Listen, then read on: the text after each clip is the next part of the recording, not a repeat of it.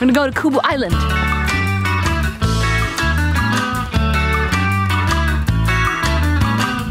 So what do you think, Matt? What do we do? Add a lot of weight to this plane. This skin has been pushed back. Yeah. So let's pull it up, do a little bit of panel beating, and then we'll close it up nicely with the duct tape. Yeah. Okay, but I think take it up because it's not needed. Oh, Jesus, it's in there. Tight, eh? So, Mike, how did this happen? This was James taking somebody for a flight yesterday, and the runway has got a lot of stones on it. And of course, one of these wheels, this wheel probably picked up the stone, threw it back at speed. Oh, good job. Look at that. So what I'm going to do is I'm going to just put a little patch on, like this. So just a little piece like that to hold it. So you can just hold that there, Matt. Voila. There, that's it. And then this is duct tape at its best. This stuff you can patch anything. I think if the wings came off when you landed, for instance, and you needed to stick the wings back on again, you could probably put them on with duct tape.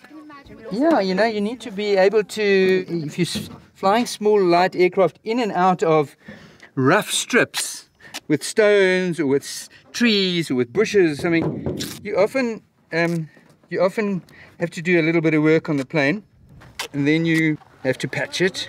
You can patch most things with duct tape. But Mike, I'm interested in, can you patch a relationship with duct tape? Probably, I've patched one broken heart before. Yeah. It closed her mouth and stopped her moaning. No, you can't say that shit. That's the thing about Matt. He can't keep his mouth closed, and so because of that, I'm going to just show you what you're going to do. Like, now, It doesn't look good. There we go. I would have done that like that. I think I would have done this different. Now he has to, the only thing he can do now is work with sign language. Excellent. And it means you can't walk and talk at the same time. Yeah, a nice group, like crazy, but lots of fun. Yeah, we're gonna miss you guys. Yeah. I never, you know, on all my time and frustration with Matt, I never thought of this. It's just so obvious. Looking at the pans here, along the edge, it's dry. Yeah. So just 20, 30 meters in, it's boggy. So we just have to stay near the edges of the pan. Excepting you with the tail dragger, you can. Maybe, with those tires. Big soft tires. Do you remember those seeing Land Cruisers and they go in and then they're kind of on the crust, poof, and then they drop through? So there's lots of vehicles that have been lost here. Because once they go through the crust, and then the crust breaks underneath the chassis, then they just sink and sink and sink and sink, and they eventually disappear completely. So Kubu Island is like 46 miles southeast of here, and we're going to come up to a kind of a headland of rock that sticks out like that. And on this side, it's the sour salt pan, just the machadi, nothing. The place to land is along the northern edge of this headland. Yeah. But here's going to be wet. Yeah, here's wet. And this is normally the best place to land. Exactly. Yeah. You'll see from the tracks because a lot of cars drive here. Yeah. How shall we fly? Shall we lead? And let's make a diamond. Whenever there's doubt. Linda and Matt on the left. The Dutchies on the right. Michael John. Although Holland is quite left-wing. Linda, let's go on the right. We were only 30 miles northwest of Kubu, and we had to fly almost directly over Kubu in order to get back to Gaborone to clear customs. Looking good, guys.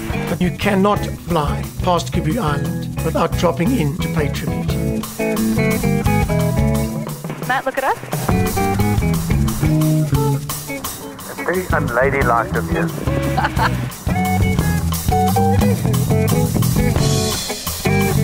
It's beautiful, guys. 3 beautiful aeroplanes flying a beam. It does, right, James? Eh? You must feel pretty proud. I do feel proud. 3 different kinds of slings. A high wing, a 2, and a TSI. Then ahead there, guys, is Kubu Island. See the water, Mike, off to the left there, eh? Yeah, there's lots of water, yeah.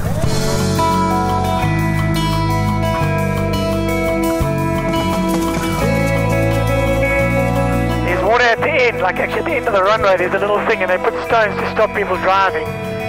Shall we try and land, or are we just going to say no ways? Yeah, I do a good runway inspection, James. So I'm going to go and look carefully one more time. But you should be fine with those tires, you know. Okay, I'm taking a left-hand downwind again. So watch out, Matt and Linda. Got it. See the one here where the runway is actually. It doesn't look too bad, James. As long as we stop in time, we're fine. Oh, yeah. That looks fine to land. Matt wants to land, so I'm just passenging, but we'll see how it goes. I'm on the pedal. You know what? I think we can land here, guys. So we're going to give it a shot, okay? Okie doke. You happy with that, Linda? Sure, we'll give it a shot. Yeah.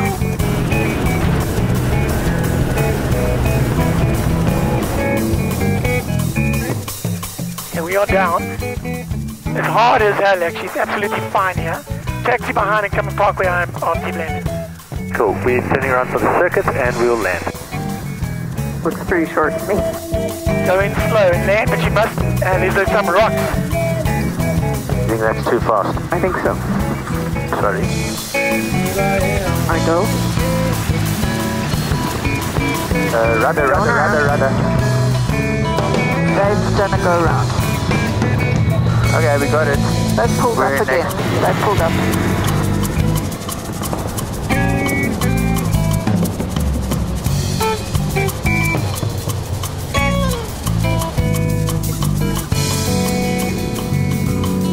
They go left of the rocks, left of the rocks.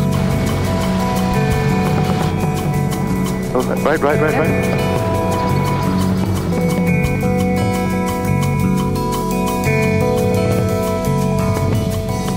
So what's the story? Up? Are you scared of heights?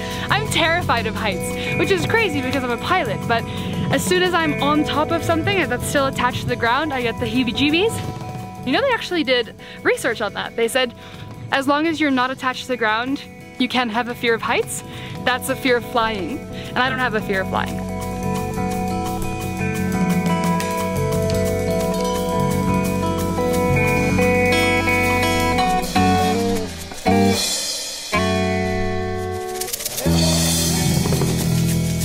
So next time bring the t-shirts for us so that we can be proud for your company or for Sling aircraft. No, I've got a spare t-shirt, James. Give him that one. Ah, There we are, for you. it's fresh from this morning. Thank you. I'll bring you one. Thank you, Okay. Lebo. I'm going to go and get one out of the plane for you. And this is, Yeah, this is the fruit of the baobab, and it's called a cream of tartar. cream of tartar. It is very, very rich in vitamin C.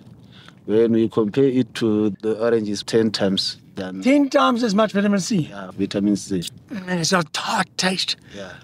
Oh, good. We cook with this in South Africa. I think we cook with this all over the world. Cream What of I got tartar. as well. There we go. Ah, Then sling here, put aircraft it- can. Put it on.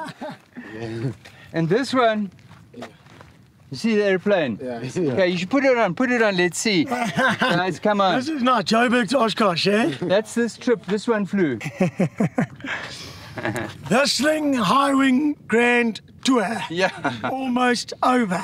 And Yes! our influence extends to the far reaches of the earth. It's definitely two legends, James and Mike. They're people we've looked up to in aviation, and to be able to be part of this friend group and be a part of this experience is just really, really humbling. I think initially I thought James was the crazy one, and Mike was very reserved and very, like, he was the engineer, he thought things out. The first time I actually came here was, I think, with you. You'd spoken about it. No. It's exactly the opposite. I came to Kubu Island because I'd heard about it through you and the adventures you'd had here. But having heard the stories now, it's actually the opposite. It's James who, from the outside, is the crazy personality, maybe more outspoken in the moment. But it's Mike that comes up with the crazy ideas and pushes boundaries that people didn't even know that were there. So Certainly in my case, if I'd kind of known the road ahead, I don't know if I would have had the courage to take the first step. And by the time we'd been sort of 4 or 5 steps down the road, not too far to turn back. No, that's rubbish, James.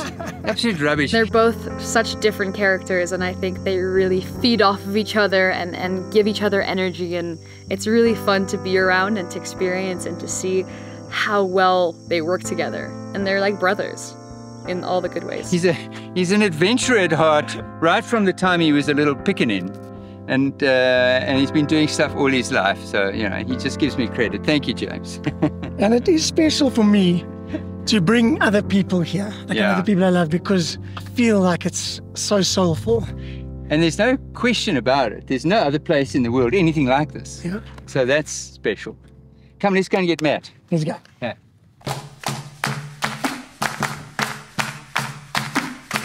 I'm sending a few texts right now, and we're gonna see what we can find out about the weather tomorrow. That's the big concern is being able to land tomorrow in Johannesburg with rain and storms and weather.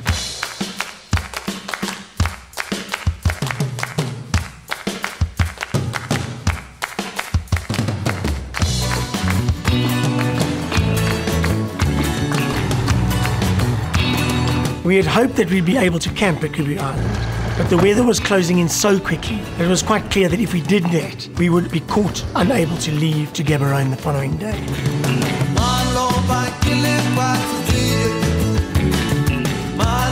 So it became necessary to cut our trip short if we were to have any chance of getting back to Johannesburg for our Saturday party.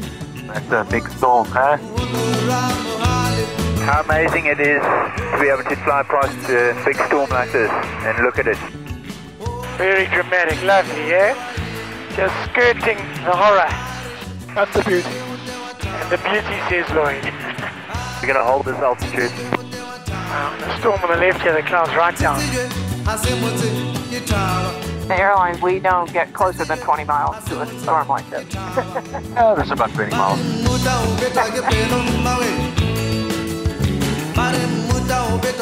Coming up close on your right, Linda. We've got you there, Mike. You've got us, James. We're just on the right of Linda and Matt. Yeah, we got the two here. Alrighty, we've got everyone visual. So is that more rain straight ahead of us? Does look like it. Yeah, I think we're going to have to divert right again a little bit. I think we can go through that gap here on the left, eh? I'm willing to try it. If I was alone, that's what I'd do, but I'm happy to go right. So from the looks of that storm, when we flew past it, I don't think so. Okay. Okay, we're going to move off to the left now that we've passed the cloud. We're moving off left back to you guys, okay? Okay, keep a good lookout. Yeah, we're losing visibility here though, and we're pretty close to the terrain. Put all your lights on. Watch out for towers, eh? Right, we're following the road through the gap. I've actually lost you guys now.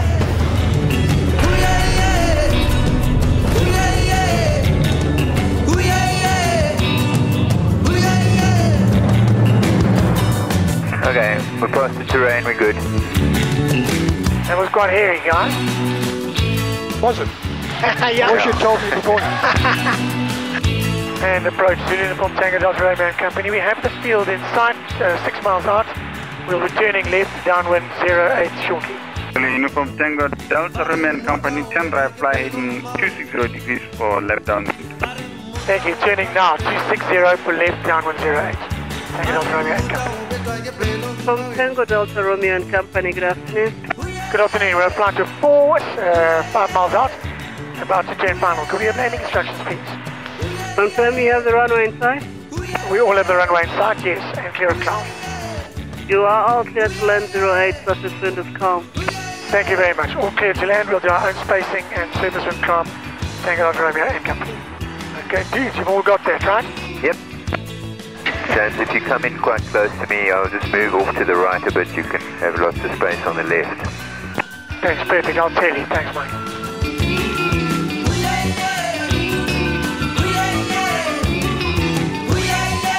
It's quite difficult to keep this thing going straight, I can tell you. I can see. It's difficult. Tango Delta Romeo and Company on the ground, 1334, good afternoon.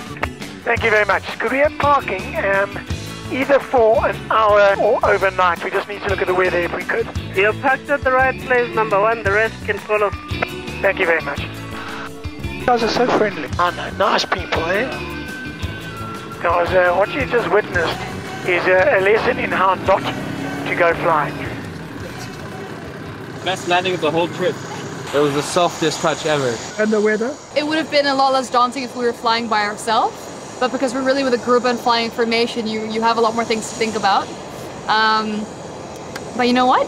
We're safely on the ground, and no one shut themselves. I mean, it is so much easier to do something like that alone because you just make your own way.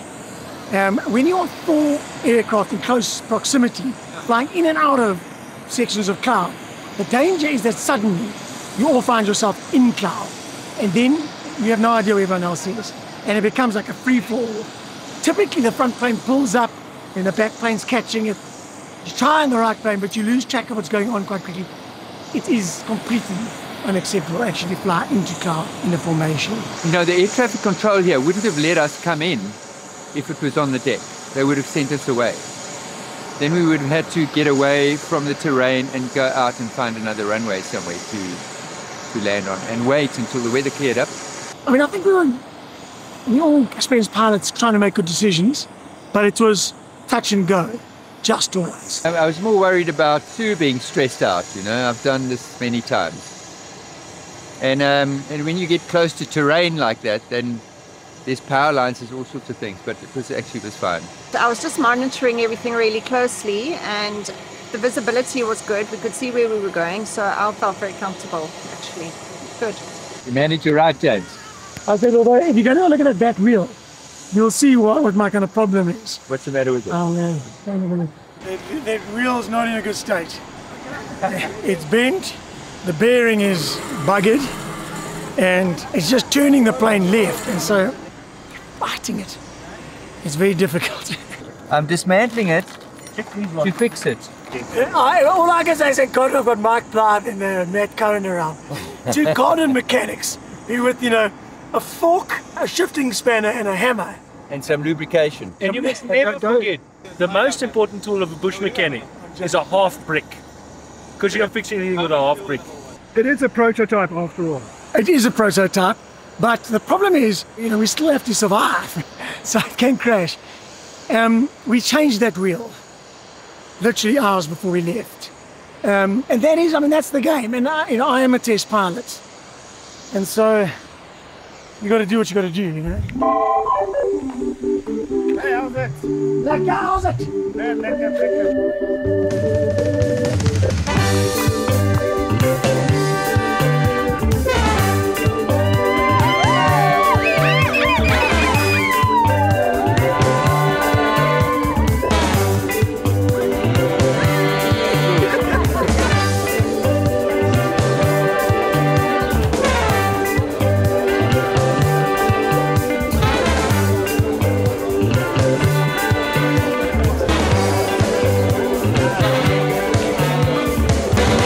Stuck in Gaborone yesterday, unable to get back here for our own party, and so we had to make a snap decision.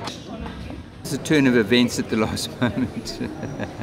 But if we want to make the party, then I'm afraid we have to get to Johannesburg some other method than in our little aeroplane. There they are, very sad, in the rain.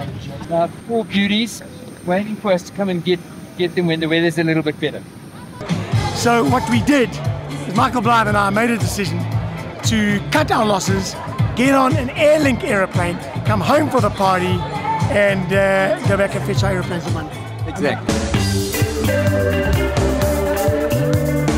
Not only was the party to welcome SHW back home, but we recently taken an order for the 1000th sling. A good reason for a major celebration.